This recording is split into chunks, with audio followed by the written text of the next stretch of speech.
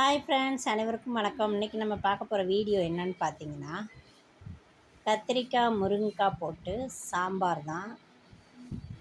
வாங்க, சாம்பாருக்கு தேவையான பொருள் என்னென்னு பார்த்துடலாம். அதை எப்படி செய்கிறதுன்னு செய்முறையும் பார்த்துடலாம். வாங்க ஃப்ரெண்ட்ஸ், பார்ப்போமா? கத்திரிக்காய் சாம்பாருக்கு தேவையான பொருள் என்னென்னு பார்த்துடலாம். ஒரு 200 பருப்பு வேக வச்சு எடுத்து வச்சுருக்கேன். இதில் மஞ்சப்பொடி, பெருங்காயம், வீட்டில் அரைச்ச சாம்பார் பொடி, தாளிப்புக்கு கடுகு, கருவேப்பிலை, வெங்காயம், தக்காளி, மல்லி இலை, கத்திரிக்காய், முருங்கைக்காய். கத்திரிக்காய் எதுக்கு தண்ணியில் போட்டு வச்சுருக்கேன்னா கருக்காமல் இருக்கும், அதுக்காக தண்ணியிலே இருக்கும்.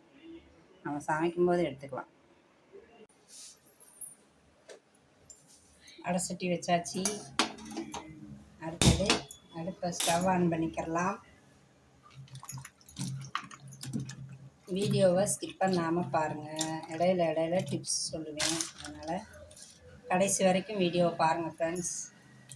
அப்போ தான் நான் சொல்கிற டிப்ஸ் உங்களுக்கு தெரிஞ்சுக்க முடியும்.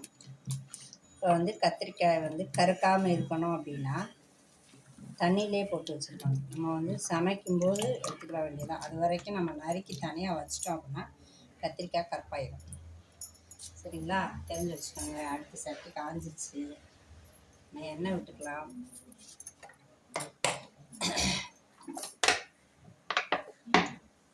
தேவையான அளவு ஒரு 3 ஸ்பூன்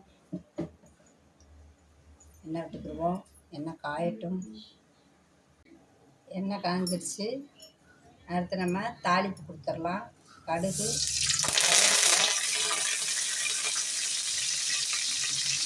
வெடிச்சிடுச்சு. வெங்காயத்தை போட்டுக்கலாம். வெங்காயத்தை போட்டு கொஞ்சம் வெங்காயம் வதங்கட்டும்.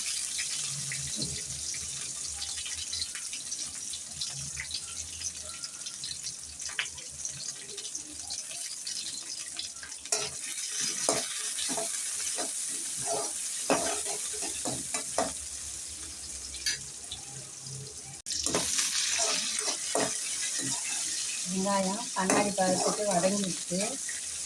அடுத்து நம்ம தக்காளியை போட்டுக்கலாம்.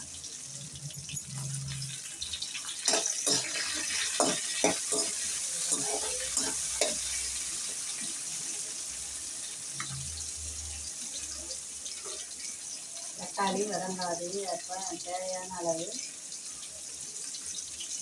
அளவு உப்பு போட்டுக்குவோம்.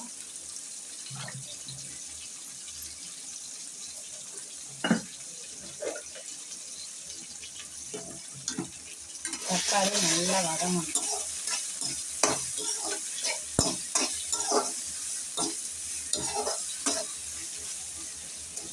தக்காளி நல்லா மசியட்டும். இது தக்காளி நல்லா மசிஞ்சிச்சு பாருங்கள். இந்த அளவுக்கு மசியவும். அதுக்கப்புறம் நம்ம காயை போட்டுக்கலாம். கத்திரிக்காய் முருங்கைக்காய் சாம்பார் இன்னைக்கு சூப்பராக இருக்கும்.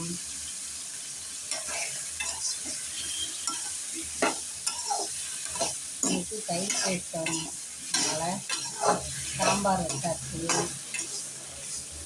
இந்த காயமும் கொஞ்சம் வதக்கி விடும்.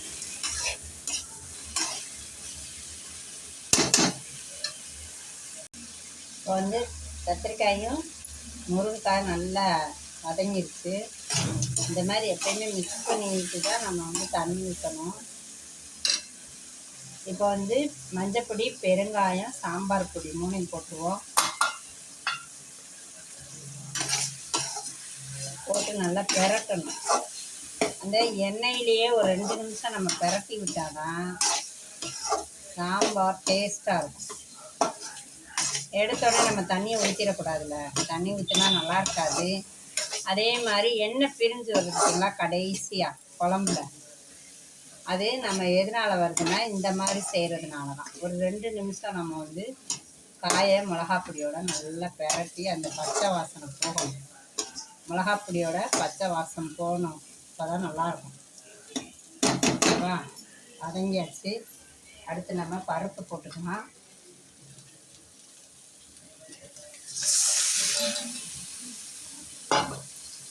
பருப்பு போட்டாச்சு.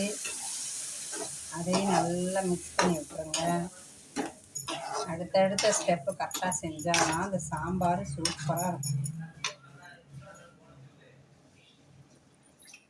இப்போ நமக்கு சாம்பார் எவ்வளோ தண்ணியாக வேணும், எவ்வளோ கெட்டியாக வேணுன்றது தெரியும். அதுக்கேற்ற மாதிரி நீங்கள் கூட்டி வச்சுக்கலாம் குழம்ப.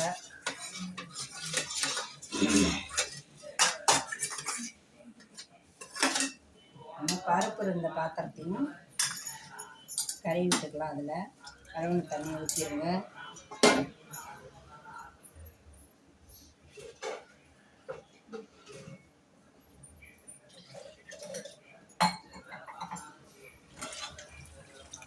அவ்வளோதான்.